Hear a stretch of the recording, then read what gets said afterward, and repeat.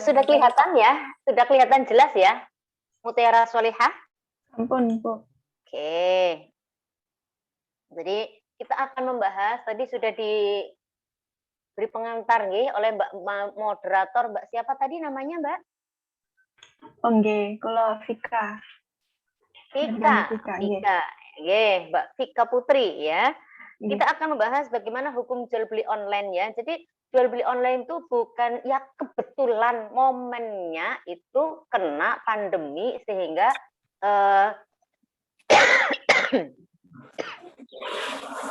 sehingga apa ya, semakin memudahkan seperti itu. Mohon maaf ya, peserta diskusi saya itu masa pemulihan habis positif COVID sudah berarti isoman 14 hari, kemudian sampai sekarang itu sudah tambah 10 hari, tetapi ini batuknya nakal, batuknya masih awet. Ini gambar bagaimana, ini ilustrasi, bayangkan jual beli online itu dari berbagai toko kayak gini, keren banget ya, kayaknya ngasih begini gitu ya, karena gampang banget, tinggal cukup bayarnya juga online, semuanya sudah bisa barang sudah ada di tangan kita. Ya, ini kenapa sih harus jual beli online ya? Saya lupa mencari datanya, karena yang jelas 10 tahun ke depan itu nanti hampir jual beli itu 90% online. Sekarang saja dampaknya sudah sangat terasa kan, Kak? Bagaimana nopo?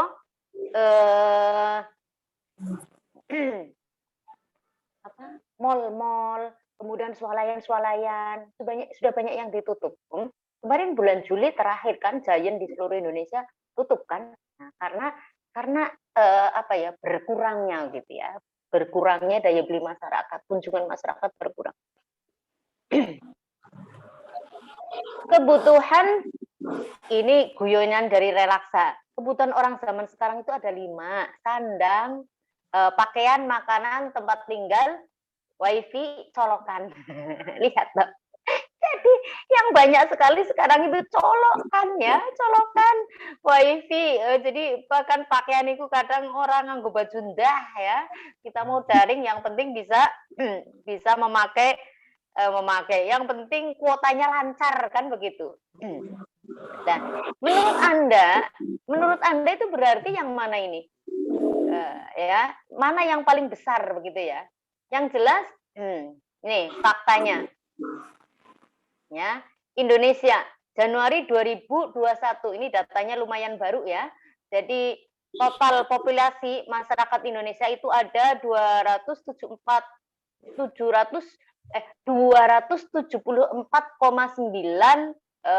juta ya, juta jiwa.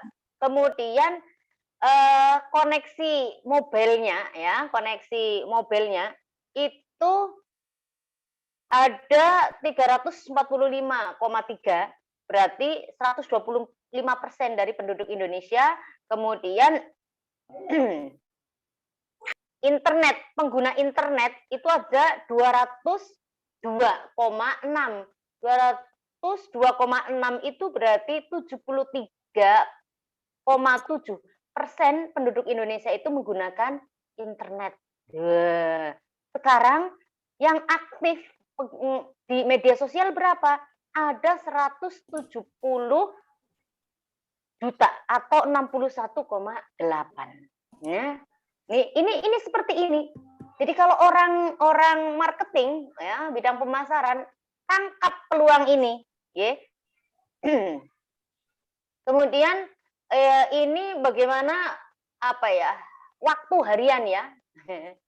Kalau di ibu-ibu muslimat itu masih lumayan, grupnya itu ada grup hataman barang. Karena apa? Ya ini tadi. Ya, waktu yang digunakan untuk memakai internet sehari, ternyata kita ini rata-ratanya orang Indonesia ya, surveinya tahun 2001. Pemakaian antara yang berumur 16 sampai 64. Nah, Bu Malika, saya jenengan masih termasuk. 8 jam 52 menit, berarti 9 jam kita memakai internet sehari. Nah, kerjone kapan? Sholatnya kapan, ibadahnya kapan, tidurnya kapan, berapa waktu yang diperlukan. Luar biasa. Ya. Jadi seperti itu. Kemudian waktu yang digunakan untuk melihat televisi, ya tentukan sama internetan sama televisi, Bu. Nanti kalau jumlahnya, panjenengan jumlah rata-rata begini, entek waktunya ya. Turunnya ora pernah tidur. Ya, 2 jam. Kemudian untuk bersosial media, 3 jam. Kemudian untuk apa ini? Membaca. Membaca itu baik membaca langsung maupun membaca konten-konten di media itu 1 jam 38 menit. Untuk apa ini? Mendengarkan musik ya, musik secara streaming itu 1,5 jam. Kemudian untuk mendengarkan radio hanya 33 menit. Jadi sekarang itu radio jarang ada yang mendengarkan. Ono Bu, koncoku, iya ada, tapi ini kan rata-rata yang disurvei ya untuk masyarakat Indonesia. Kemudian untuk mendengarkan podcast, nah itu 45 menit. Sih lumayan. Jadi sekarang podcast itu sama saja media dengar ya, media audio ya. Itu 44 menit tuh. Jadi radio sudah tergeser oleh podcast. Kenapa podcast? Iya, karena apa? Anak-anak muda itu wis ora zaman dadak tuku radio barang kangelan. Nah, kan begitu. Kemudian untuk bermain game 1 jam 16 menit. Fakta-fakta ini sekali lagi kenapa harus dibuka supaya ini. Nah, ya. Jadi masyarakat Indonesia pengguna internet besar sekali, pengguna medsos apalagi. Manfaat dalam bisnis apa? Itu semuanya. Pelanggan dimudahkan. Mudah banget. Panjenengan ya. Apa itu kerudung rasa ndadak nang pasar Bojonegoro. Saya kebetulan Bojonegoro rumahnya. Atau nggak usah ke pasar mana tadi? Pasar Turi atau lali yo. Aku kalau di Surabaya beli di mana ya lali. Ya pasar Turi ya. Kemudian promonya berlimpah. Promonya berlimpah. Kenapa promo berlimpah? Iya, karena Pak semua marketplace ya, ada misalnya kalau boleh nyebut nama ada Shopee, ada apa sih? Lazada, Tokopedia dan lain sebagainya. Itu saling bersaing dan mereka itu hanya sebagai tempat kemudian dikelola apa ya? Ada lembaga yang berinvestasi juga lah. Jenenge orang berinvestasi kan supaya dapat untung. Untungnya dari mana? Ya dari para pelanggan, kan begitu. Akhirnya, piye caranya menarik pelanggan? Kemudian dari internet juga, itu bisnis bisa saling bantu sesama. Gampang banget, apalagi social proof ini. Ya, social proof itu apa? Suatu kondisi, suatu konsep di mana seseorang itu akan mudah terpengaruh dan mengikuti tindakan sekelompok orang. Jadi kalau misalnya mahasiswa ITS ya, salah satu Mbak Kartika, Mbak Tika ini misalnya membeli, kemudian memposting di Instagramnya atau di Facebooknya, maka kemudian ditanya ya, Mbak tekune nang ndi kok apik? Ya, gitu loh. Apalagi iklan-iklan. Bagaimana kemudian sekarang tuh orang-orang yang ngendos, orang-orang yang followernya banyak, selebgram, selebritis dan lain sebagainya itu semuanya apapun yang dipakai bisa mempengaruhi orang lain untuk beli. Ya, itu manfaatnya dalam bisnis. Nah, sekarang apa sih jual beli online? Semoga bisa cepat materinya sehingga lebih banyak ke tanya jawab ya. Jual beli online itu apa ya? Jadi jual beli online itu di mana? Ya online. Transaksinya online. Kalau jual beli luring itu kan saya mau jual baju ke Mbak Malikah, mau beli baju ke Mbak Malikah, maka saya kudu ketemu Mbak Malikah, ya. Barangnya nyata, kudu kelihatan ada enggak. Kemudian saya juga bawa uangnya untuk membayar itu. Atau kalaupun saya mau hutang, kredit dan lain sebagainya, sudah jelas ketemu, ya. Antara penjual dan pembeli ketemu, barangnya jelas, melo-melo, kesepakatannya jelas, orang terganggu kuota internet yang ngadat dan lain sebagainya, misalnya. Lah, kalau jual beli online enggak kayak gitu, tapi karena memang ya online, pakai media sosial, pakai telepon, pakai teleponnya ini online ya beda lah ya. Bukan saya telepon ke toko itu beda. Ini online, semuanya pakai internet gitu ya, media digital gitu ya. Apa saja yang perlu diperhatikan? Ya, jual beli online itu sah apabila sebelum transaksi ya kedua belah pihak sudah melihat mabi'nya, objeknya yang diperjualbelikan barangnya itu sudah jelas. Oleh karena itu nanti dalam jual beli online itu setiap penjual itu harus menjelaskan, mendeskripsikan ya produknya, harus jelas, secara spesifik harus sangat amat jelas. Atau kalaupun tidak melihat ya, karena kadang yang diiklankan dengan faktanya itu berbeda, maka telah dijelaskan sifat maupun jenisnya, serta memenuhi syarat-syarat dan rukun jual beli lainnya ya. Jadi syarat rukun jual beli tadi ya, setidaknya ada pihak ya, aqidain, kedua orang, berarti penjual dan pembeli. Penjual dan pembeli itu harus orang yang berbeda, orang tipu-tipu. Boleh penjualan membeli orang yang sama, kemudian hanya tipu-tipu, nggak bisa ya. Syaratnya dua orang yang berbeda. Kemudian ada barangnya, ya. Ada barangnya. Barangnya itu barang yang dijual, kemudian juga ada harga ya sebagai pengganti dari barang. Kemudian ada akadnya, ada ijab kabulnya, ada perjanjian, ada kesepakatan, ada pertukaran dan lain sebagainya yang jelas. Dalam transaksi bisnis ya, dalam hukum muamalah itu ya, fikih muamalah itu yang berkaitan dengan pengelolaan harta kekayaan ya. Itu hukum asalnya adalah mubah. Hukum asalnya adalah boleh. Kecuali ada unsur-unsur yang maghrib, maisir, horor, dan riba. Kemudian syarat utama dalam transaksi jual beli ya, transaksi bisnis apapun itu harus ada antarodin. Seperti disebutkan dalam An-Nisa ayat 29. A'udzubillahi minasyaitonirrajim. Bismillahirrahmanirrahim. Ya ayyuhalladzina amanu la ta'kulu amwalakum bainakum bil batil bil batil illa an takuna tijaratan an taradhim minkum. Ya. Jadi wahai orang-orang yang beriman, janganlah kamu memakan harta di antara kalian dengan cara yang batil. Ya, batil itu banyak sekali. Zalim, menipu, menganiaya, membuat orang susah, membuat orang tidak ikhlas, gelo, kecewa, ya tidak boleh dengan batil. Illa antakuna tijaratan antarodhim minkum. Apa itu yang tidak batil ya? Di antaranya adalah kamu hendaknya ya berjual beli perdagangan yang mencerminkan atau yang membuat keikhlasan ridho antara berbagai pihak yang terlibat dalam transaksi. Nah, jual beli online itu persoalannya ada yang lewat perorangan. Ya, ada yang lewat perorangan, ada yang lewat marketplace, ada yang lewat reseller, dan ada yang lewat dropship. Yang lewat perorangan ini harus pastikan betul akunnya. Anda itu harus kenal betul orangnya. Ya, jangan karena tergiur atau tergiur ya oleh iklan, kemudian murah, ora kenal raupo, panjenengan tumbas, ngalamat, saya sudah tertipu berapa kali ya.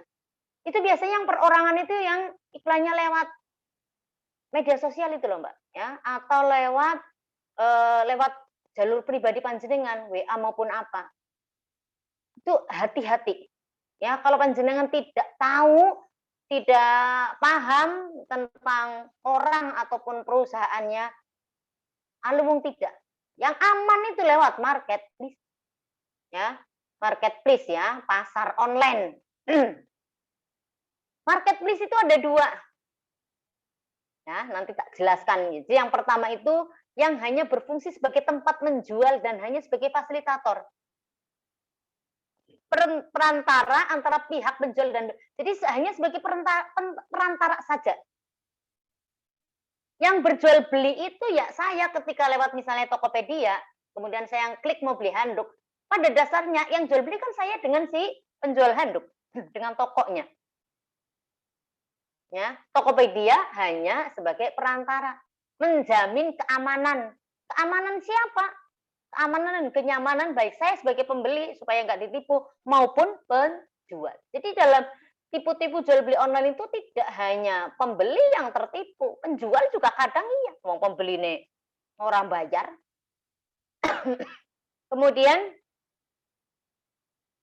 ada juga yang kedua, marketplace hanya memfungsikan dirinya sebagai tempat bagi pemilik barang hanya titipan.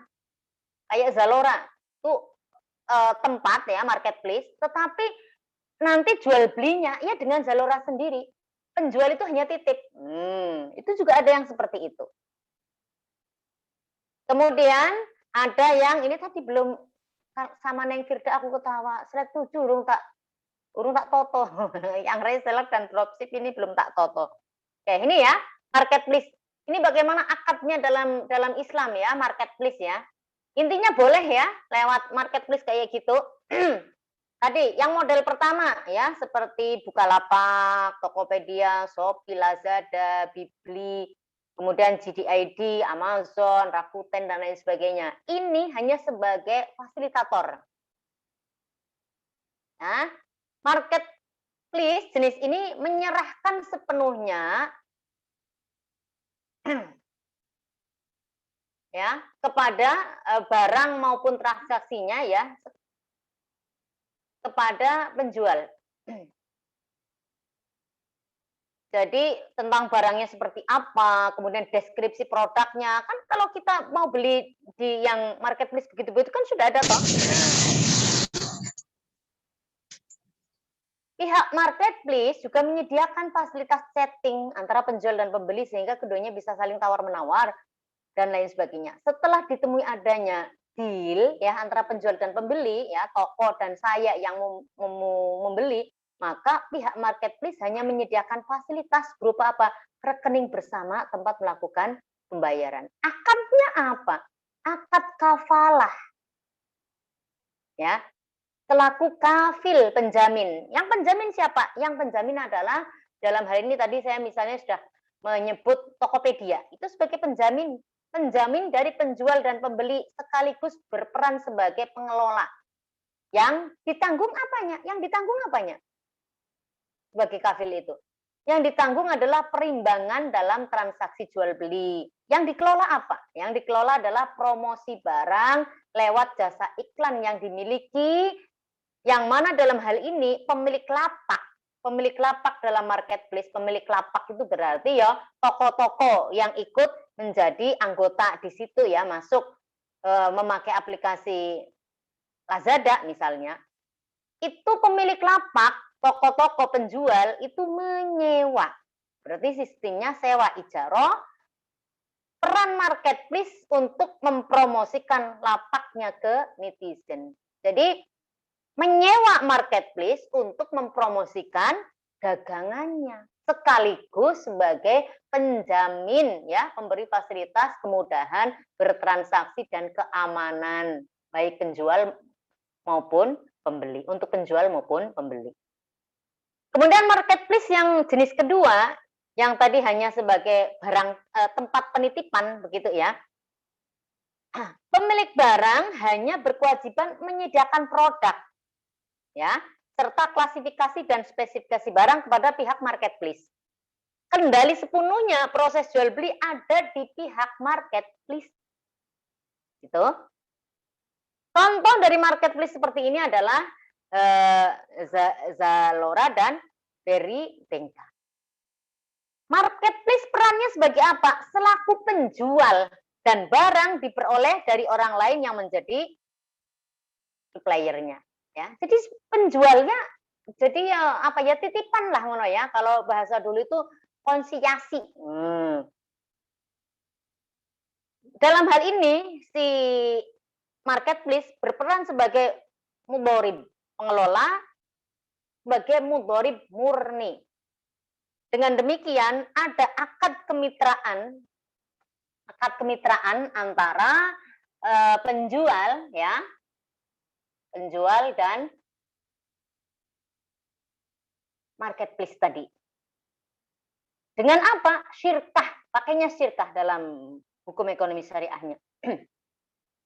Syirkah yang terbentuk adalah syirkah wujuh karena kepercayaan dengan asumsi bahwa pihak pemilik barang mempercayakan barangnya kepada provider, ya, kepada supplier, kepada marketplace tadi untuk memasarkan dan menjualkannya. Beda banget ya, kalau yang marketplace jenis pertama, itu pada dasarnya saya jual belinya bukan dengan marketplace-nya, bukan dengan Tokopedia, bukan dengan Shopee.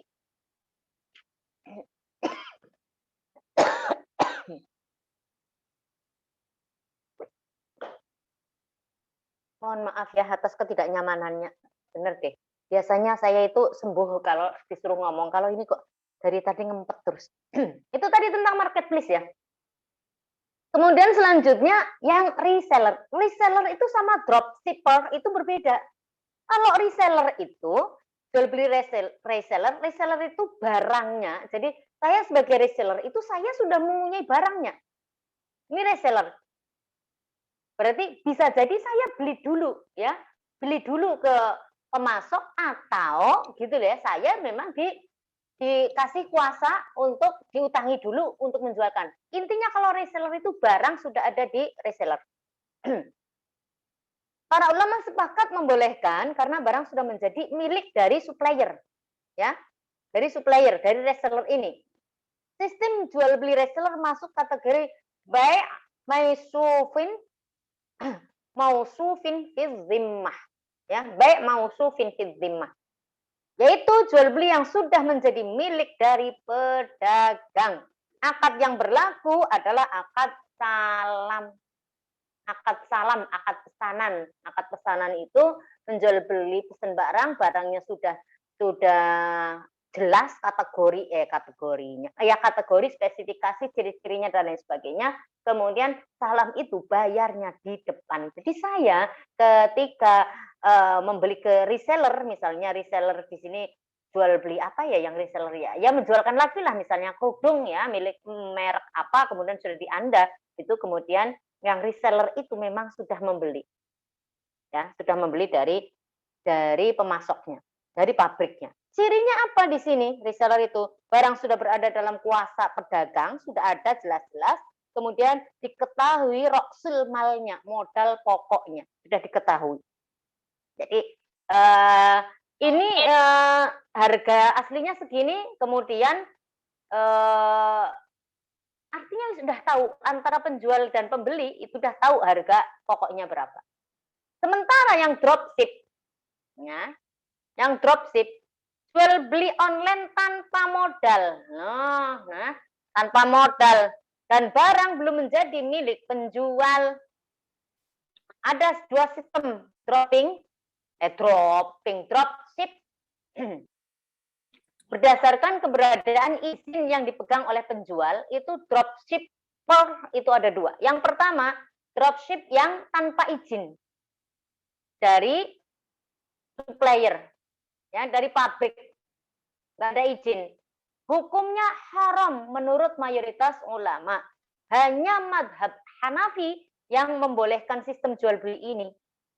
Akad yang dibangun dalam sistem dropship ini adalah akad samsara.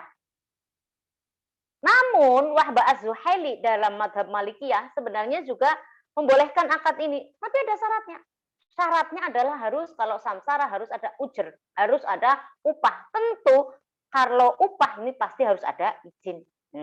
Ya, jadi paling yang seperti ini karena khawatir saya pesan kemudian barangnya belum ada, kemudian diganti, kalau orangnya nggak sabar diganti kualitasnya yang berbeda dan lain sebagainya kan marah.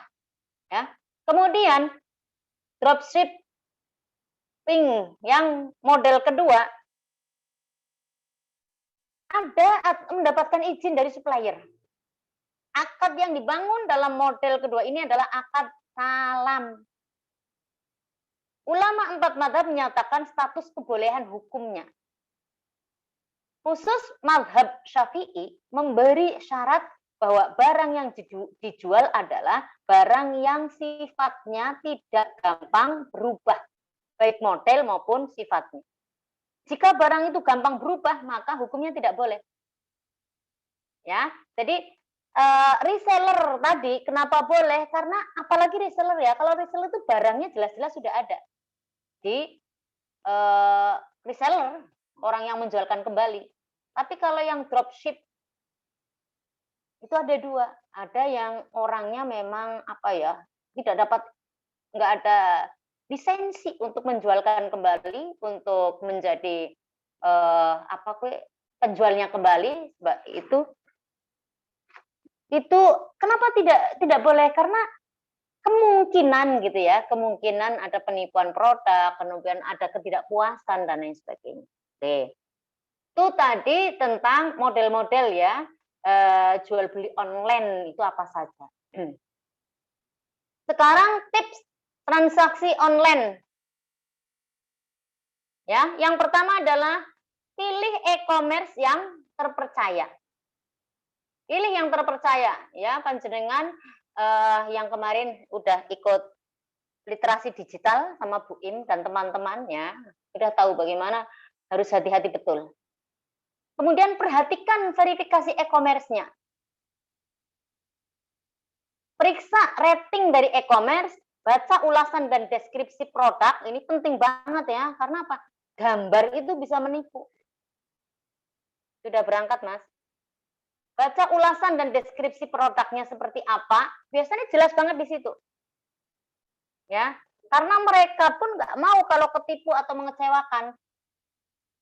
Itu kan nanti ada penilaian produk. Kalau penilaian produknya kasih bintang 1, wih itu langsung. Saya pernah digituin. Saya itu orangnya piye ya, pengennya sih nyenengke ya, tapi kalau anggrek yang saya pesen jebule daunnya ditekuk sampai patah, yo aku ora iso ngasih bintang 5. Wah, langsung di SMS. Di SMS, di WA. Ya. Jadi ke barang gitu bagusnya kok dibilang jelek. Jangan mematikan rezeki orang dong, Bu. Sing kene yo Anda pisan. Ya, jadi seperti itu. Itu padahal produknya udah jelas, apa-apanya udah jelas, saya udah biasa beli gitu ya. Itu aja masih seperti itu, apalagi panjenengan yang hanya lapar mata. Baca ulasan dan deskripsi produk itu sangat penting, kemudian pilihlah cara membayar yang aman. Ada metode pilihan membayarnya seperti apa atau dipilih yang mana. Kemudian jangan pernah bagaikan kode rahasia. Itu bahaya banget. Nah, ini terakhir. Biasanya kalau dijual beli online ya, ini mau sekarang tanggal berapa sih, Mbak? Bisa norakaton ya? Saya kira tanggal berapa? Yuk di HP-ku tanggal 3. Enggak, maksudnya kan biasanya kalau tanggal-tanggal kembar 99, 88, 10, 10, 11, 11 gitu kan ya. Itu kan ada banyak sekali promo kan. Nah, biasanya itu hati-hati nih ya. Tips terhindar dari impulsif buying. Ya, impulsif buying itu membeli karena insting, terbawa emosi, spontan. Contohnya, lagi gemes aku, marah aku, kemudian buka online shop, marketplace, langgananmu. Itu bisa bahaya banget loh ya. Ya, langsung orang mau cari-cari, langsung check out semua, pesen. Itu diantaranya terbawa emosinya, kemudian spontan, orang dipikir, boros semuanya pengen dibeli semua, lagi lapar mata, semuanya tanpa melihat deskripsi dan lain sebagainya, main hajar beli semua. Tipsnya apa supaya terhindar dari hal-hal seperti itu? Yang pertama, periksa isi lemari. Yang pertama adalah membuat wishlist ya, dari daftar keinginan. Jadi buat daftar keinginan, tapi ketika mau membuat daftar keinginan, misalnya aku kok pengen kerudung warna kuning ya, nah harus dilihat, periksa isi lemari. ya, stok. Apa ya, kerudung kuning jenis apa saja yang kamu sudah punya ya, jangan sampai double-double, tiwas akhirnya mubazir gitu ya. Perempuan biasanya begitu. Ini kalau jam segini biasanya pendengarnya tinggal perempuan, yang lanang-lanang sudah pada nang masjid. Kecuali nang masjid itu kemudian sebelum khotbah, sebelum sholat, apa HP-nya diaktifkan. Ya mahasiswaku, saya tidak menyarankan seperti itu ya. Kalau ke masjid, apalagi Jumatan, kemudian Jumatane hanya di kampungmu melaku, ora usah nggawa HP. HP lapo sih. Ya kecuali panjenengan Jumatane jauh ya di beda kota di ya pokoknya di masjid yang berbeda jauh dan mungkin sekalian jalan dan sebagainya nggawa HP ora apa-apa, tapi ya di silent ke ya.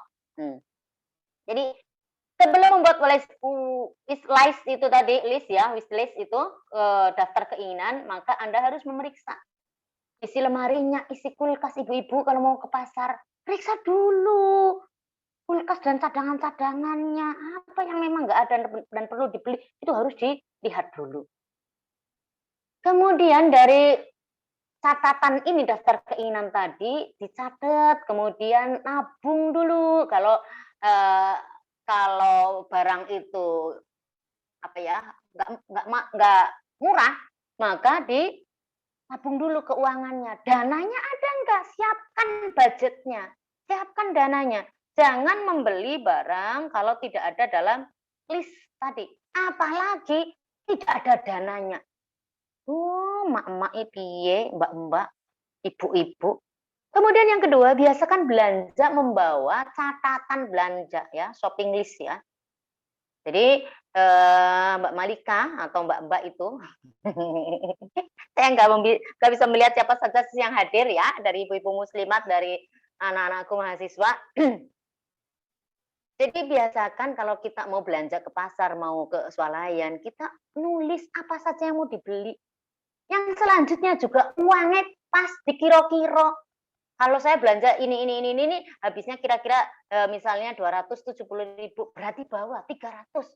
Kenapa harus seperti itu? Supaya tidak belarah beli yang tidak penting. Kemudian yang ketiga, bayar pakai uang cash.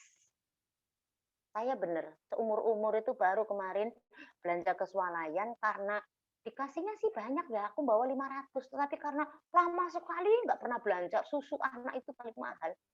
Ternyata uangnya kurang itu sajanya 10.000. Akhirnya dengan sangat terpaksa pakai kartu debit. Kenapa usahakan pakai bayar uang cash? Kalau belanja pakai debit, apalagi pakai kartu kredit yang hutang itu, nggak kroso, ya. Kita tidak terasa, Andung. Kita tidak terasa ngelungke ya, memberikan uang itu nggak kerasa. Tapi kalau misalnya kita belanja, udah belanjaku kok sampai 300.000. Rasanya itu ada rasa eman gitu loh, ngasihkan uang 300.000 itu. Gitu loh maksudnya, ya. Jadi ada rasa eman untuk mengeluarkan uang. Jangan pakai e-money. E-money itu kalau kita belanja itu kan e-money itu ya kayak apa OVO, GoPay gitu ya, Dana, ShopeeLetter, apalagi ShopeeLetter, ShopeeLetter itu utang, Mbak. Ya. Juga jangan sampai pakai kartu kredit ya. Kemudian yang keempat, tips biar tidak terhindar dari impulsif buying, beli barang sesuai kebutuhan, bukan karena keinginan, dan jangan membeli barang dengan itu lagi lihat-lihat tuh ya iklan ya. Ini kan konteksnya jual beli online ya. Di apa Lazada misalnya, gitu. Bener langsung orang dipikir-pikir. Makanya di situ kan ada fasilitas keranjang ya. Daftar apa hasil pendelokan kita kan, hasil pendelokan. Itu harus dipikir ganti hari besok gitu loh ya. Dipikir-pikir butuh harga segitu itu cukup enggak ya, sesuai dengan rencana anggaran bulanan panjenengan. Kita harus dipikirkan. Jadi ojo langsung lihat, langsung pengen, langsung tek. Oh loh. Bu, ya kan sekali-kali kita itu kayak orang kaya gitu, Bu. Orang kaya kok kayaknya gitu-gitu. Loh, kata siapa?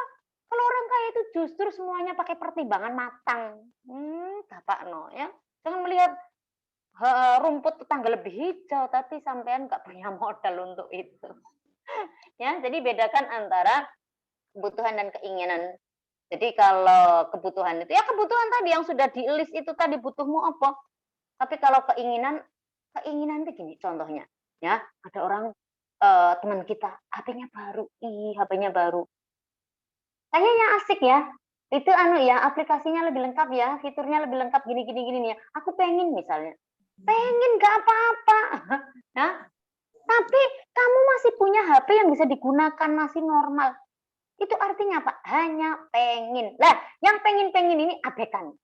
Gitu. Gitu ya, terima kasih. Selanjutnya kita bisa berdiskusi. Monggo, Mbak. Sopo Mbak tadi lupa, Mbak. Monggo. Ya, Bu Im. Baik, kepada para peserta, para jamaah kajian muslimah, apabila ada yang ingin bertanya, bisa raise hand atau menuliskan di kolom chat. Nanti saya bacakan. Ganjil genap.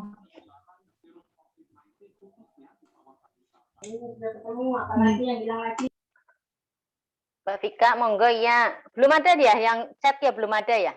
Duh. Belum ada, Bu.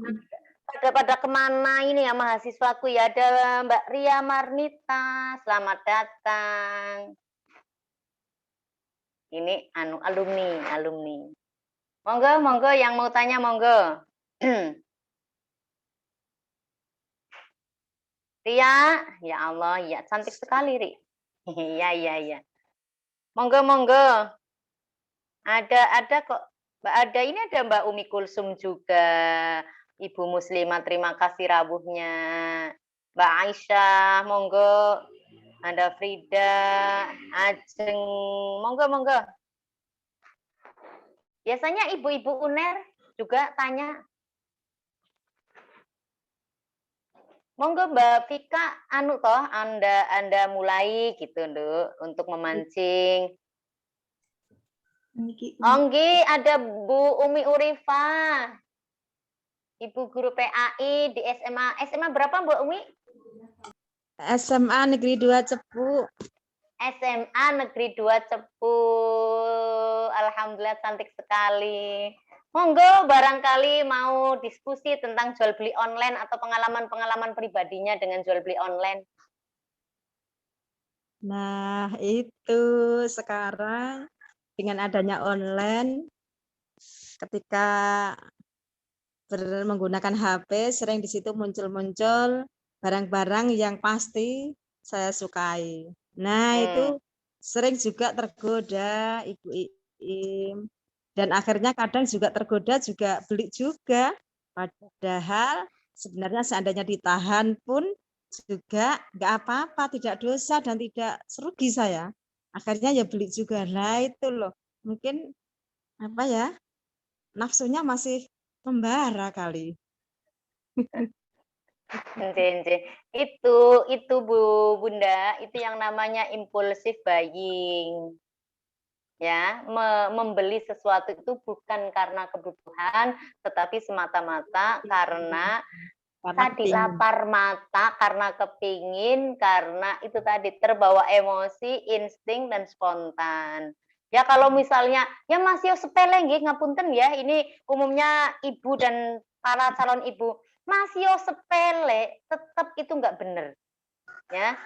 Jadi dalam hal money habit ya, kebiasaan penggunaan uang itu betul-betul bagus, nggak boleh ya. Kita sebagai perempuan itu umumnya kan jadi bendahara, dimanapun jadi bendahara, mau tidak mau harus pintar mengelola keuangan kita. Jadi ya itu tadi ya, apa sih ya itu tadi jangan diulangi, karena itu juga memberikan apa ya, kalau nanti kita ditanya orang gitu loh, kalau ada begini gimana, kalau saya sendiri tuh ya tak beli aja barkon, tidak ngasih pencerahan, pendidikan yang baik kepada orang yang bertanya kepada kita, malah seperti itu. Ngoten nggih Bunda Umi Urifa? Ya, terima kasih Bunda Iim. Alhamdulillah. Ini mau dipin di foto nggak bisa ternyata, jadi ya udah, wis tak foto secara bareng-bareng aja. Terima kasih. Terima kasih Bu Iim atas pencerahannya, walaupun agak telat. Alhamdulillah saya bisa Mas. Ya. Nggih, nggih. Nggih. Monggo Mbak Vika, saya kembalikan waktunya. Iya, Bu. Ini ada Mbak Sulis atau Mbak Ayumi ini sepertinya ingin bertanya. Monggo. Monggo. Unik. Terima kasih Mbak Vika atas kesempatannya. Jadi Niki mau tanya Bu, kadang di Shopee atau Lazada atau yang lainnya itu ada yang kayak menjual mystery box gitu Bu. Apa? Mystery box. Misal kita beli mystery box itu harganya 30.000, tapi kita itu nggak tahu apa yang ada di dalam isi box tersebut, Bu. Nah, itu pripun nggih hukumnya? Kan karena kadang saya lihat-lihat itu ternyata banyak juga yang sudah beli, Bu. Terima kasih. Dalam rukun jual beli itu ada yang namanya mabi' ya. Mabi' itu berarti barang yang diperjualbelikan. Barang yang diperjualbelikan itu syaratnya, Mbak, harus jelas. Harus jelas. Wujud, bentuk, rupa, ya, kekurangan, kelebihannya itu harus jelas. Di mystery box itu ya berarti enggak jelas. Gini contohnya ya. Kita beli ikan kalengan, ya, itu pada dasarnya nggak boleh. Tetapi kan sudah mafhum, ikan kalengan ya sini ngono kae, gitu loh ya. Nah, itu jelas. Karena apa? Yang dibeli adalah ikan kaleng.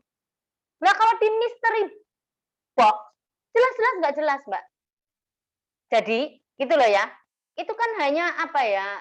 Ya itu tadi ya, itu cara orang ngasih apa ya? Apa sih, Mbak? Apa sih penawaran ya, penawaran, hadiah, apa surprise untuk pembelinya gitu kan. Padahal kan jelas-jelas barangnya nggak jelas. Jadi kalau menurut Islam masuk ke kategori horor dan nggak boleh. Ya, Anda banyak kok Bu yang sudah beli. Tak kandani, masih yo kerudungnya bener misalnya harganya 30.000, tetapi karena nggak jelas, kadang kita gelo, loh warnanya coklat maneh, padahal aku sudah coklat, kan begitu kan? Pasti ada gelo kan? Dan jual beli yang kayak gini Mbak Sulis, nggak boleh. Dalam Islam itu barangnya harus sudah jelas. Oleh karena itu dalam hal jual beli ya, jual beli barang yang jelas saja tadi itu kita harus memilah betul, si penjual harus memberikan deskripsi produk yang sangat jelas. Ya, kayak misalnya kerudung kayak gini. Ini kan ya kalau kita sudah biasa kan penasaran itu bahannya apa sih ya? Kira-kira nyaman enggak? Gampang meletot enggak ini kayak tadi kerudungnya Mbak Umi Urifah, foto karo aku meletot. Karena apa? Ini tergantung bahannya. Maka jenis bahan dan lain sebagainya itu harus jelas. Yang di mystery box jelas nggak jelas? Jelas nggak jelasnya maksudnya? Nggak boleh ya Mbak ya? Jadi kalau nanti kamu mau menjadi pelapak, kemudian mau ngasih reward, mau ngasih hadiah yang apa? Jelas saja. Dengan membeli seharga 30.000 ini akan apa ya? Bagi pelanggan yang terpilih akan mendapatkan ini barangnya. Jelas. Gitu loh ya. Masih harganya murah Mbak Vika, 30.000, isinya 5 produk, kerudung misalnya. Tapi kalau kerudungnya itu tidak sesuai dengan ekspektasi kita, ya ora gelem toh Mbak. Ya ora Mbak. Gitu loh ya. Artinya Pak, barang itu tidak kita butuhkan, ya nggak mau. Gitu loh ya. Jadi harus seperti itu. Ya. Monggo yang lainnya. Ya, ini ada Bu Ria Marnita. Oke. On mic untuk menyampaikan pertanyaannya. Oke. Monggo, Nduk. Ngapunten sebelumnya, Ustadzah, saya tutup videonya karena nggak pakai kerudung. Jadi mau tanya terkait dengan tips sih, lebih pada tips bagaimana mereduksi atau menghilangkan, meminimalisir minat kita untuk terus-terusan pengen belanja gitu, Bu. Biasanya kalau kaum perempuan kan diiming-imingi apa, pengen, terus contoh aja kosmetik. kosmetik ini bagus, akhirnya pengen, oh ternyata masih ada yang lebih bagus lagi, terus pengen lagi kayak gitu. Ya untuk menghilangkan rasa pengen belanja terus sampai tinggi gitu. Gitu, Bu. Terima kasih. Terima kasih. Monggo Mbak Rika, pertanyaannya sekalian apa langsung dijawab, Duk? Ya, langsung saja Bu Im. Langsung dijawab. Terima kasih Mbak Ria Marnita. Ria Marnita itu alumni Bahasa dan Sastra Arab. Untung sampean ora takok nganggo bahasa Arab, Mbak. Waduh. Sukses ya, Nduk ya. Makasih bisa hadir. Ini.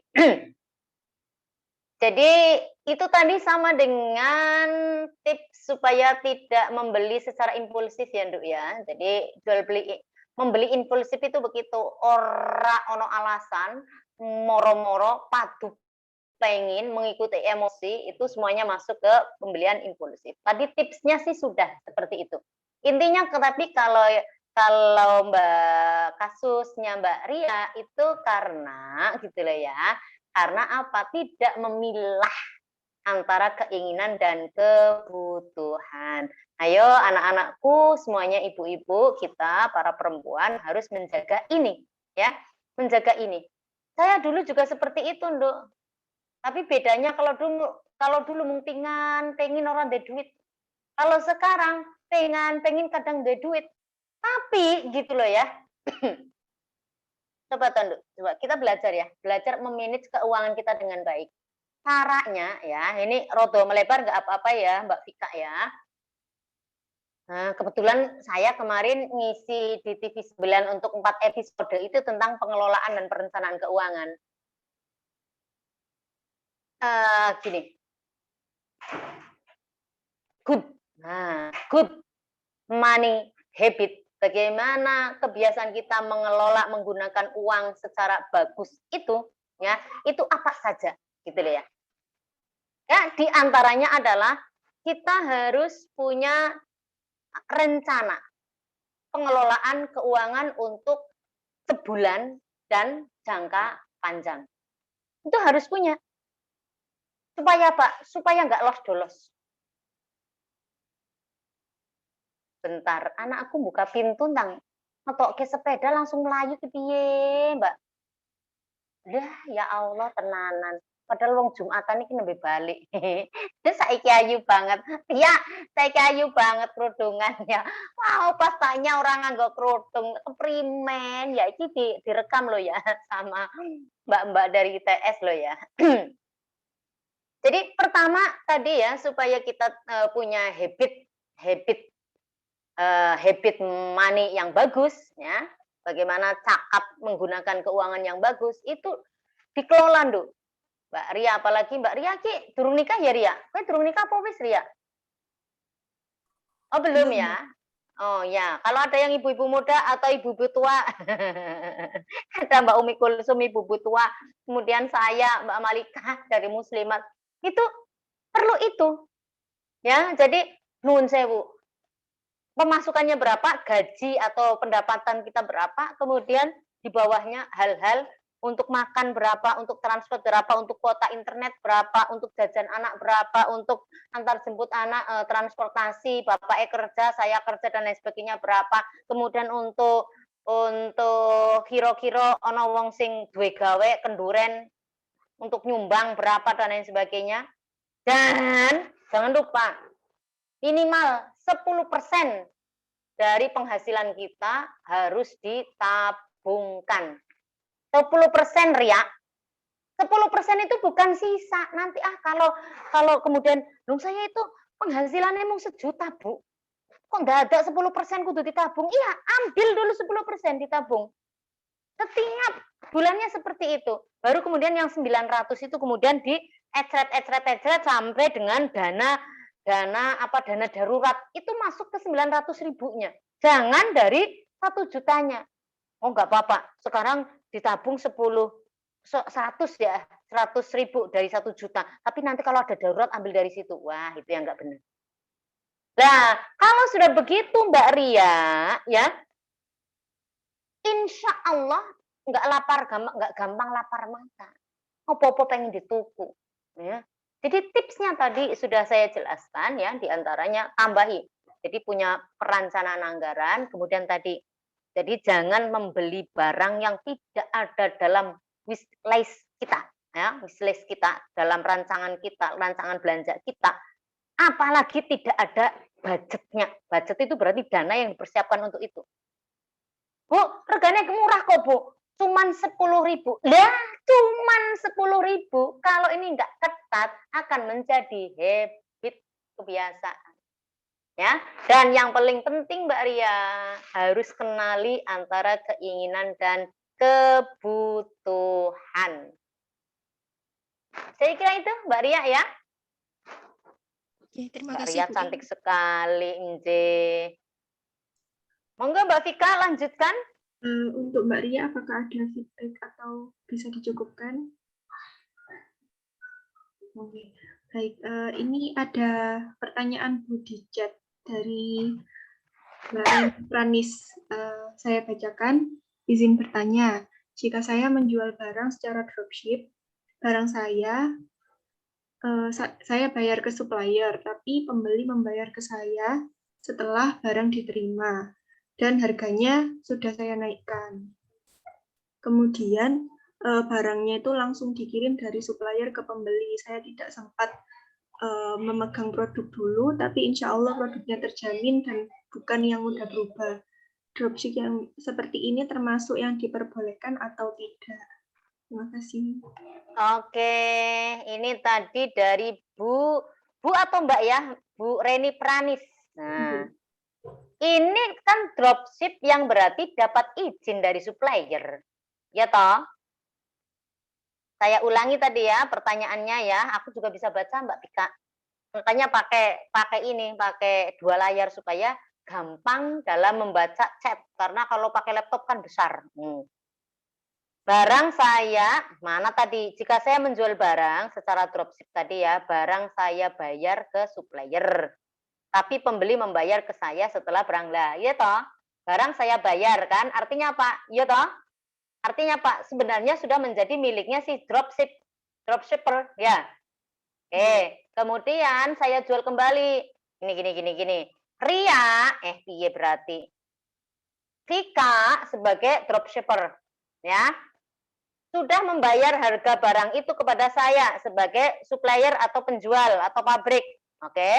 Kemudian Ria tuku ke Vika. Ya. Komunikasinya ke Vika, oke? Nah, kemudian ini kan jelas Vika yang ke saya kan? Tapi setelah oke klik dan lain sebagainya gitu kan? Kemudian saya ngirimnya langsung ke Ria. Oke, gitu kan pertanyaannya? Iya, tapi pembeli membayar kepada saya. Iya, riaknya langsung membayarnya ke saya. Gitu ya. Sayanya itu saya siapa? Ke Vika ya. Bingung dewe. Ya tentu kan begitu, tapi yang jelas sayanya ini saya ini bukan saya pertanyaan ya. Saya pemilik barang ya, pemilik barang pertama itu langsung mengirimnya ke Ria. Dan umumnya sekarang dropship itu seperti itu. Jual beli online itu. Dan ini boleh ya Bu ya, karena apa? Karena berarti jelas-jelas ada perjanjian antara dropshipper sama si supplier asli tadi. Antara Vika dengan saya itu jelas sudah ada komunikasi. Oke? Kan jelas tahu toh. Nah, ini yang tadi jenis kedua ya Bu ya. Boleh ya Bu ya? Baik Ibu, terima kasih. Oke. Ya. Untuk selanjutnya, apakah ada pertanyaan lagi dari para jamaah yang hadir? Oh ya, sama izin mengingatkan lagi untuk absensi pada kajian di siang hari ini dapat mengisi di link yang telah disebarkan oleh panitia di kolom chat. Jangan lupa untuk mengisi absensi. Nanti hadiahnya umroh ya Mbak ya. Oh, Iya. Monggo tadi ada Mbak Sa'adatul Maulidiyah. Ini alumni IAI lama ini. Monggo. Nanti kalau nggak ada yang tanya, tak absen sitok-sitok loh ya. Ya Bu Im. Oke. Karena ini masih belum ada yang bertanya, sepertinya saya ingin bertanya Bu. Monggo, Tapi, monggo. Saya masih bingung ini sebenarnya masuk ke jual beli online, cuman pusatnya itu bukan di jual beli online-nya. Saya mau bertanya tentang MLM itu, Bu. Kan sekarang nggak banyak. Multi level marketing ya, Nduk. Iya. Dan itu sebenarnya ada yang mengatakan kalau MLM itu boleh, ada juga yang mengatakan kalau haram gitu. Nah, itu sebenarnya bagaimana? Multi level marketing, multi level marketing. Kata kuncinya ada di marketingnya. Berarti kan pemasaran. Ya. Nah, pemasaran itu berarti ada barang yang diperjualbelikan. Jadi kayak sekarang itu misalnya produk-produk yang pakai MLM itu ada apa, Mbak? Yang sampean tahu apa? Ada MSI ya, produk-produk kecantikan ya. Kemudian apa lagi? Biasanya yang herbal gitu, kesehatan. Herbal. Apa kayak Mbak? Duh. Klorofil itu apa? Klorofil itu produknya apa? Keling ya. Gitu ya. Nah, ya. Pada dasarnya sudah ada ininya kok, Mbak. Ada PLBS ya. Jual beli langsung. Jadi multi level marketing itu hanya salah satu strategi pemasaran. Oke, hanya salah satu strategi pemasaran. Jadi dalam pemasaran itu ada yang dilewatkan langsung dari pabrik, kemudian distributor, kemudian ke konsumen. Ada yang memakai caranya mengiklankan, caranya distribusi lewat multi level marketing. Jadi Mbak Vika, selama ada produknya jelas, ya, bukan skema ponzi-nya bukan tanpa produk, misalnya gini, ya. Jadi multi level marketing yang jadi pokoknya selama ada produknya, ya, itu boleh. Karena hanya salah satu model pemasaran, gitu ya. Nah, yang tidak boleh itu nggak ada barangnya, Mbak. Kan dulu ada. Ya, jadi misalnya contohnya, saya itu sebagai pemilik PT Indah Sekali, misalnya. PT Indah Sekali. Kemudian merekrut ya Mbak Vika, Mbak Ria, Mbak Ayu, Mbak Umi Ruifah untuk menjadi bawahanku. Kemudian Mbak ini tadi ya, yang saya sebut Vika, Ria, Ayu, Umi, itu mencari di bawahnya. Untuk menjadi anggota, maka harus setor uang segini. Iya toh? Oke. Begitu terus nanti uang yang disetorkan dapat berapa persennya untuk kamu sendiri. Semakin banyak dapat downline anggota, itu semakin banyak. Nanti bawahannya Vika, misalnya bawahannya Vika ada Bu Sobrina ya. Bu Sobrina berarti nanti juga ingin mendapatkan keuntungan kalau kemudian Bu Sobrina bisa menarik Mbak Agnes misalnya. Gitu ya, misalnya. Gak ada barangnya. Itu yang tidak boleh. Gitu ya. Jadi saya ulangi, pemasaran secara MLM. Pemasaran loh ya, pemasaran secara MLM seperti ada Keling, ada MSI, ada CNE, BN kayak itu kayak gitu boleh Pak ya, boleh. Tapi yang jelas peraturannya sangat jelas ya, bukan menggandakan, membungakan atau uang itu sebagai produk, bukan ya. Uang itu dalam hukum ekonomi syariah, uang itu sebagai alat tukar, alat pembayaran, bukan sebagai komoditas. Kata kuncinya di situ ya, Vika ya. Baik Bu Im, terima kasih atas jawabannya. Ini ada pertanyaan lagi dari Mbak Nabila. Akan saya bacakan. Mohon izin tanglet Bu, bagaimana nggih hukumnya jasa titip, di mana ketika jasa titip ini penawar jasa itu menawarkan jasa titip pembelian barang yang belum ada pada dirinya. dan memakai uang dari penjual jasa ini dulu. Lalu, pembeli jasa akan mengganti uang. Dengan tentunya ada fee tambahan. Jika seperti itu, gimana gitu hukumnya? Apakah sama dengan hukum dropshipper yang pertama tadi? Jasa titip ya. Ada ya kayak gitu ya. Oh no baik ya. Kalau dalam Islam, jual beli pesanan itu ada dua, Mbak ya, Mbak Nabila Nurul Iklimah. Ini dari mana ya, Mbak? Tuh, nanti sing tako hilang. Iya, Bu. Mbak? Dari ITS. Dari ITS. Prodi apa, Nduk? Teknik sipil, Bu. Teknik sipil. Semester berapa? Semester 3. Semester 3. Semester 3 teknik sipil. Alhamdulillah. Iya. Sukses ya, Nduk. Perempuan mau ambil teknik sipil. Teknik sipil itu kuliahnya pegel kan, Mbak? Sampean masih daring ya? Iya, Jadi- masih daring, Bu. Jadi nggak merasakan. Kelingan. Anakku itu harusnya sudah semester 5 teknik sipil UGM. Merotol, pindah. Karena nggak tahan kuliahnya itu sampai malam-malam. Oke. Selamat ya Mbak Nabila. Semoga cocok. Itu memang passion kamu.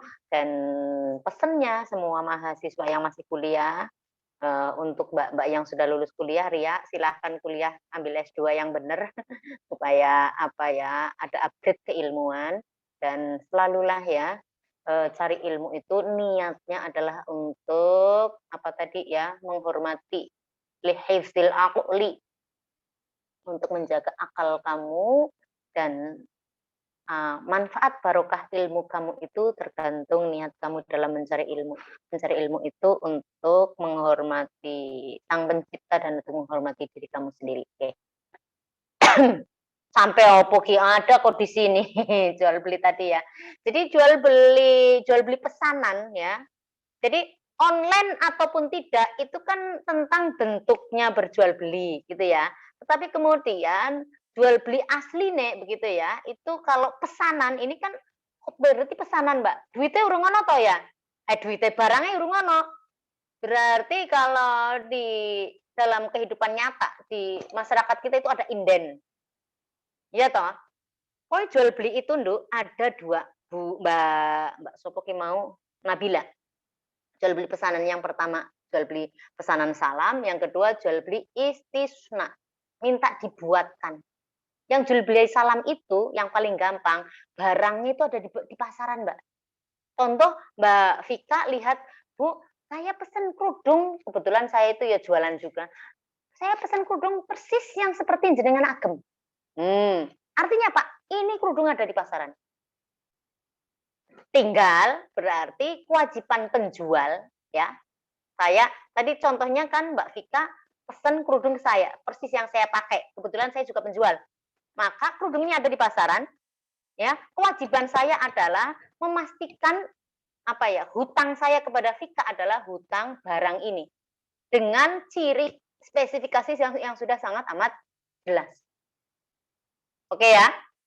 Nah, jual beli salam ini bayarnya harus di depan, Nabila. Ya, aku pesen kerudung persis, harganya berapa? 10.000. 10.000 dari Surabaya sampai Bojonegoro itu jadi 20.000. Ya, 20.000 kontan untuk satu kerudung. Jual beli salam. Kalau yang istisna pesen tapi barangnya belum ada, minta dibuatkan. Ini untuk barang-barang misalnya orang pesen rumah, ya, kalau pakai akadnya jual beli itu masuknya ke istisna. Saya pesen, ya, saya pesen digawe ke gamis Bu Malika. Bu Malika kan penjahit, ya. Itu dan semuanya kain dan lain sebagainya. Saya pokoknya hanya pesen gamis, seukuranku sing enak ngono kuwi, ya. Itu namanya istisna. Bedanya apa? Kalau jual beli istisna itu barangnya kan belum ada. Ya. Kemudian ciri-ciri dan spesifikasi jelaslah sudah di depan dan bayarnya itu boleh di depan atau nanti setelah barang jadi. Nah, persoalannya yang ditanyakan oleh Mbak Iklimah tadi, itu pesen nitip dulu. Karena barangnya berarti belum ada kan Mbak maksudnya. Tapi nanti kalau barangnya ada, si dititipi tadi mendapatkan fee, nggak apa-apa. Karena apa? Karena dia kan harus mencarikan barang itu. Asal fee-nya itu ya, asal fee-nya itu dihitung bukan berdasarkan apa, Nduk? Ya tergantung ya, tapi yang jelas ada kerja. Kerja di apa? Karena dia harus mencarikan barang. Ya, harus mencarikan barang kan? Berarti ini tadi titipannya itu namanya ya maklar. Kalau dalam bahasa Islamnya ya maklar yang harus mendapatkan ujroh, intinya si orang yang dititipi tadi dia mencari buruan ya, buruan upah dari pekerjaannya mencarikan barang. Gak apa-apa. Gitu ya, Mbak Nabila ya.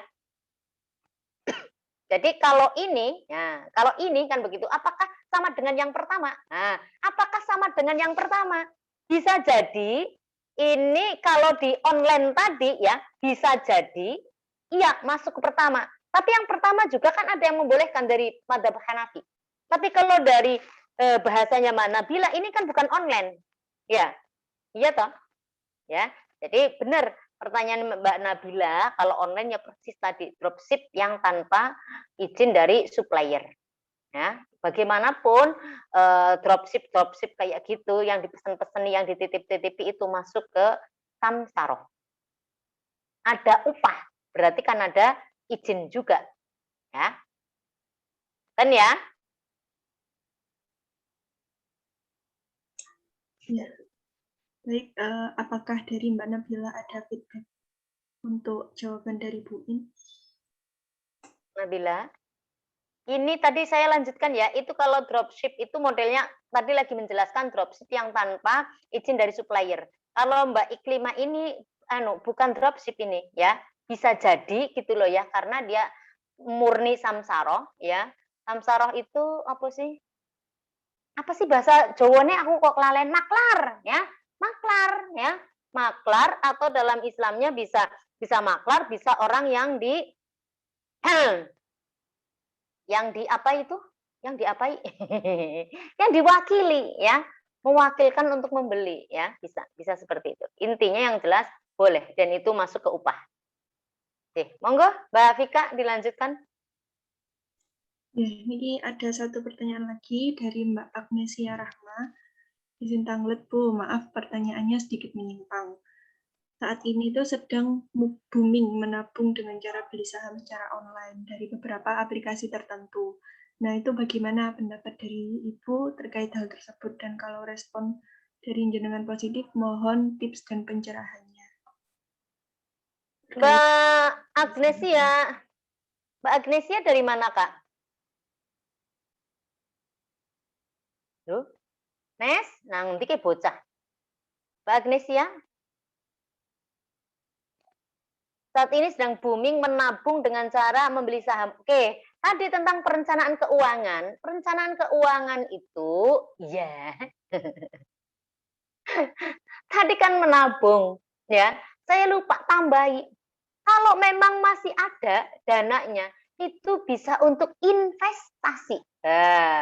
Investasi itu, ya, investasi adalah bagaimana agar uang kita itu tidak mandek. Kalau nabung kan uang mandek. Kalau investasi beda. Uangnya itu gitu loh ya, diharapkan tumbuh. Ya, bertambah. Oke. Di antara investasi itu adalah dengan apa tadi, Nak? Dengan cara membeli saham. Membeli saham. Lah, membeli sahamnya baik secara online maupun tidak itu adalah cara. Membeli saham ya tentu paling enak pakainya online kok yuk. Ya. Lah yuk. Sampeyan apa tuku saham sak slot iku isine 100 yo. Regane saham itu murah kok, ono sing mung Rp500 per lembar.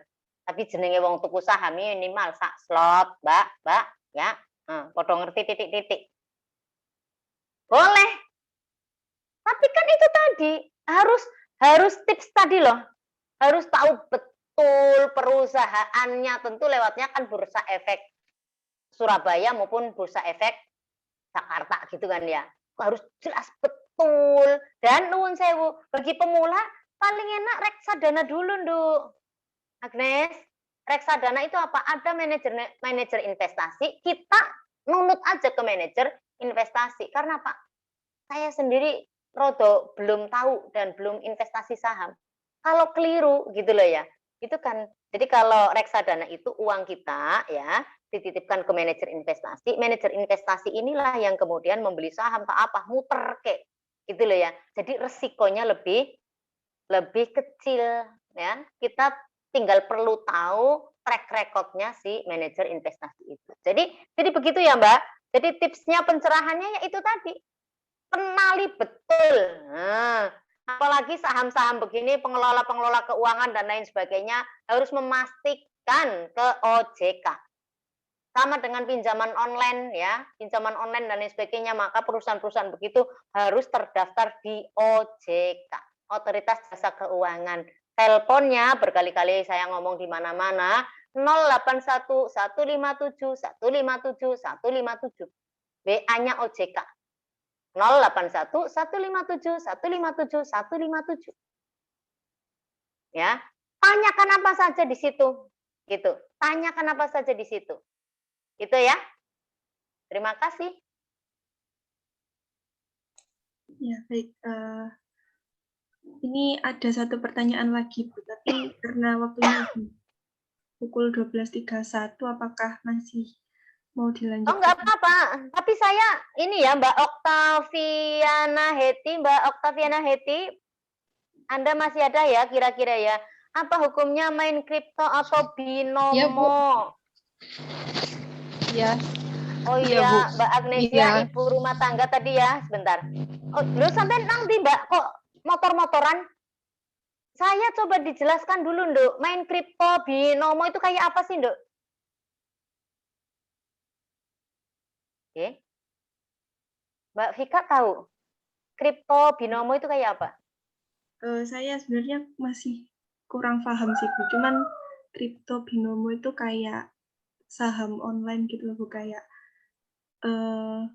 aplikasi yang di situ tuh bisa jual beli saham, terus bisa memantau naik turunnya saham gitu, kurang lebih. Berarti sama dengan mirip pertanyaannya Bu Agnes ya? Kalau Bu Agnes ini kan hanya jual beli, melalui e-commerce gitu. Kalau ini tuh tahu kayak main saham gitu loh, Bu. Nanti kalau Bu Agnesia itu lucu banget ya. Sambil kali masak, saya juga sama Mbak. Kalau tidak jadi narasumber itu yang ikut webinar ya kalau nyuci, ya. Jadi orang sanggup baju Mbak, pakai tank top tok. Kemudian nanti kalau ditanya, Bu Im, kalau mau tanya, ya itu kan tak matikan semua Mbak, video maupun suaranya. Tinggal buka suara ya. Padahal wonge karo nyuci nggak apa-apa ya, itulah berkahnya apa iki semuanya pakai internet gitu ya. Mbak Oktaviana, monggo sampean perjelas nak ngapunten ya, Bu Imnya itu apa jenenge iki wis tuwa dadi orang ngerti ngene-ngene, Cek. Jadi apa itu? Iya. Monggo, Nduk. Monggo, Mbak Bun. Izin, Bu. Jadi kalau yang kayak binomo itu ada aplikasi yang kayak forex gitu loh, Bu, tahu nggak? Jadi kayak beli apa? Ya gitu, beli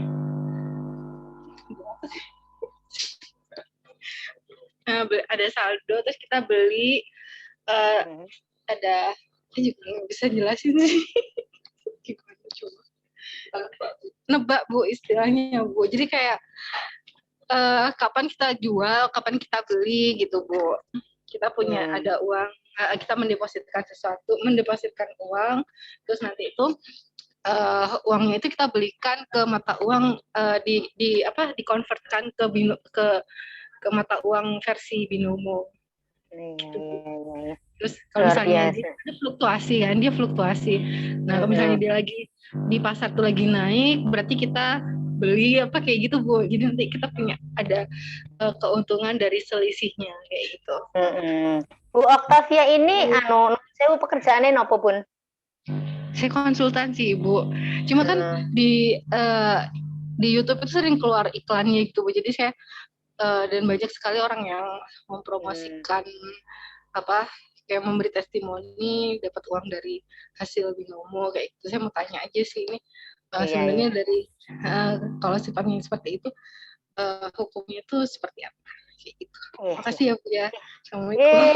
Waalaikumsalam warahmatullahi wabarakatuh. Makasih Mbak Oktaviana Heti hadirnya, kemudian juga ikut berdiskusi ya.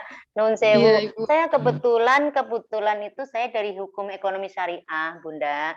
Jadi kemudian saya juga bukan pelaku begitu, kemudian panjenengan menanyakan ini, nanti saya tak belajar lagi ya. Maksudnya ini kan sebenarnya kita semua memang harus melek ya, harus melek digital, ngerti bahwa inilah perkembangannya seperti ini.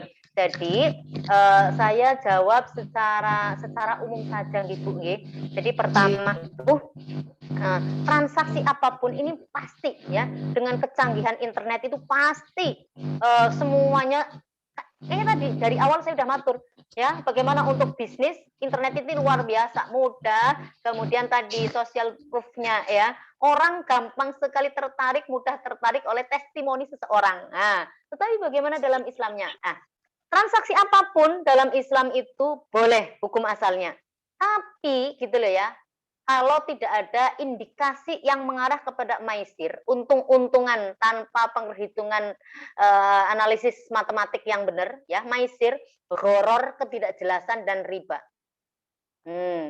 Kalau bersih dari 3 unsur ini jalan, kan begitu. Pada dasarnya jual beli online itu kan ya nggak boleh karena apa? Kita nggak tahu mabeknya, gitu loh. Tetapi ketika tidak ada orang yang terzolimi, ya, ada kerelaan di situ, senang banget, orang usah kemana-mana, moro-moro datang sendiri barang, gitu kan? Artinya apa? Ada kemaslahatan di situ, ada antara di situ boleh. Nah, ini khusus tentang tadi jual beli saham online dan lain sebagainya, ya. Aplikasi-aplikasi online dari pinjaman, dari begini-begini tuh banyak sekali.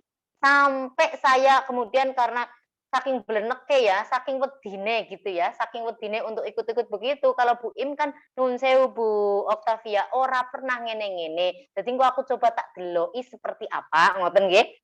Tapi hukum awalnya kalau memang tidak jelas, kemudian kalau dilihat dari ceritanya Bu Oktavia itu kan artinya ya benar-benar orang ya semacam game, semacam ikut aplikasi, tapi benar-benar karena jual beli saham itu. Berarti mentelengi terus, kapan lagi naik, kemudian kita beli, kan begitu, sediakan koinnya dan lain sebagainya, monggo lah, gitu ya. Tapi, gitu loh, kok ya saya nganggur. Kalau memang panjenengan mau jual beli saham yang benar, gitu ya, belajar tentang beli saham, tadi, yang saya sarankan, lewat ikut reksadana aja, karena ada manajer investasi, panjenengan tinggal mau beli berapa, kemudian nanti uang itu insya Allah akan bertambah begitu ya, karena mendapatkan hasil dari saham-saham. Ini yang reksadana ya, beda ya, reksadana akan mendapatkan keuntungan pembagian hasil dari mas manajer tadi, mas atau mbak manajer investasi tadi, atau lewat jual beli saham yang panjenengan paham. Jadi ini Oktavia Heti, kemudian banyak sekali aplikasi-aplikasi yang kemudian kadang juga malah ada penipuan di situ. Karena apa? Masyarakat ini, gitu loh ya, itu kan investasi yang paling menggiurkan adalah di saham kayak gitu, Bun.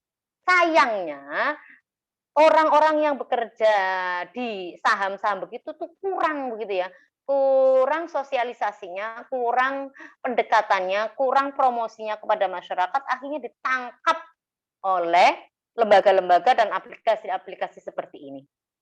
Jadi, gitu ya Bun ya, saya belum mempelajari seperti apa kripto, binomo dan lain sebagainya.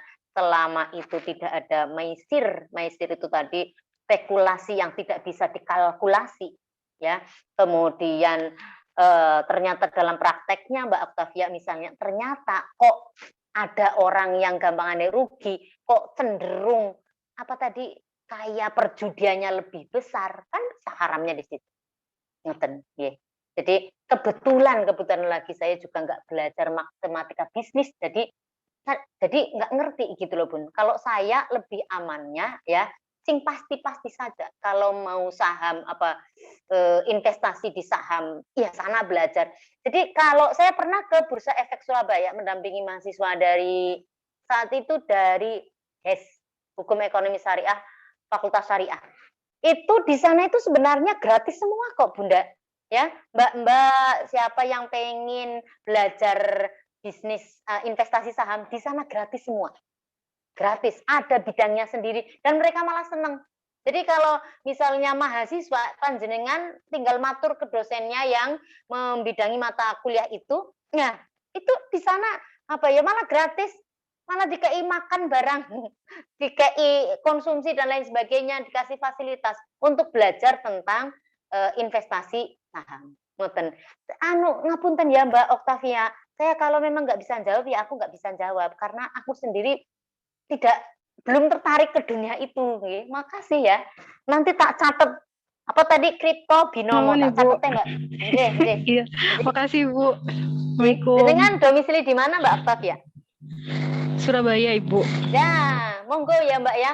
Jenengan lebih, jadi kalau ke Bursa Efek Surabaya itu deket kok. Dari itu deket pokoknya Iya, di kota kono. Di Delta Plaza Delta kalau nggak salah. Lah ngoten Mbak, jadi jenengan matur ke satpam mau belajar ini itu pasti gratis bisa. Oh iya. Ngapunten ya Mbak ya, sama Makasih, sekalian Ibu, tanya-tanya apa-apa. begitu ya Mbak. Suatu Oh, saat iya. kalau ketemu ya di forum apapun jenengan ceritalah bahwa saya misalnya panjenengan penasaran tentang investasi bisnis segala macam-macamnya, aplikasi-aplikasi yang ada di ini dan saya sudah menanyakan kepada ahlinya, kepada saya kira kalau Bursa Efek Surabaya itu kan pasti ya legalitasnya juga oke ya. Jadi intinya itu tadi Mbak, saya jawab umum aja Mbak Oktavia. Coba dicek kripto, binomo dan lain sebagainya, cek di OJK dengan 081 157 157 157. Legalitasnya seperti apa? Kalau legal itu maka dana kita dijamin oleh OJK. Kalau tidak legal ya tidak tercatat, ojo wani-wani karena apa? Yen panjenengan kena masalah tidak ada yang menjamin. Nggih. Ngoten ya Mbak Oktaviana, Heti, Ya, Ibu. terima kasih. Makasih Rawuhipun. ya. Nggih. Assalamualaikum. Kripto, waalaikumsalam. Baik, terima kasih Mbak Oktaviana dan Bu Im. Karena waktunya sudah habis ya, karena kita sudah di penghujung waktu, maka sebelum saya tutup, saya berterima kasih kepada Bu Im atas ilmunya, dan saya persilakan terlebih dahulu untuk Bu Im untuk menutup kajian pada siang hari ini. Terima kasih Mbak Vika Putri, peserta diskusi kajian apa Mbak jenenge Mbak? Kelahalen mau. Kajian Mutiara Soliha. Kajian Mutiara Soliha. Terima kasih rawuh panjenengan sedoyo. Semua teman-temanku maaf tidak bisa sebut satu-satu. Yang jelas saya terima kasih hadir panjenengan. Bisa kita simpulkan bersama bahwa jual beli online ya. Jual beli online itu pengembangan ya, mengikuti tren dunia karena kita harus memang cakap digital. Cakap digital itu artinya cerdas memakai internet dan kemudian internet itu fasilitas yang bagus ini kemudian dalam dunia bisnis gitu ya harus kita manfaatkan dengan bagus tetapi juga harus menjaga keamanan. Tadi sudah saya sebutkan semua, tapi intinya bahwa jual beli online itu boleh asal tadi jelas mabiaknya. Objek jual belinya barangnya itu harus jelas. Kalau tidak jelas kayak tadi ya mystery box dan lain sebagainya dilarang. Oke. Dan kemudian di pertanyaan-pertanyaannya melebar intinya ayo kita jangan mudah tergiur ya oleh tawaran, oleh reward, oleh hadiah yang apa tadi kalau hadiahnya itu tidak masuk akal. Oke, dalam jual beli saja jangan mudah tergiur supaya kita terhindar dari pembelian yang impulsif ya, yang bukan karena kebutuhan. Kemudian nanti tadi melebar pengen ke investasi, suatu saat Mbak Vika Putri buatkan tema tentang investasi online supaya lebih mengerucut. Tapi hati-hati nggih untuk investasi online, untuk hutang online dan lain sebagainya, pastikan tanyakan ke OJK dengan men-chat ya WA 081157157157. Saya kira itu, terima kasih untuk semuanya. Kurang lebihnya mohon maaf, semoga bermanfaat.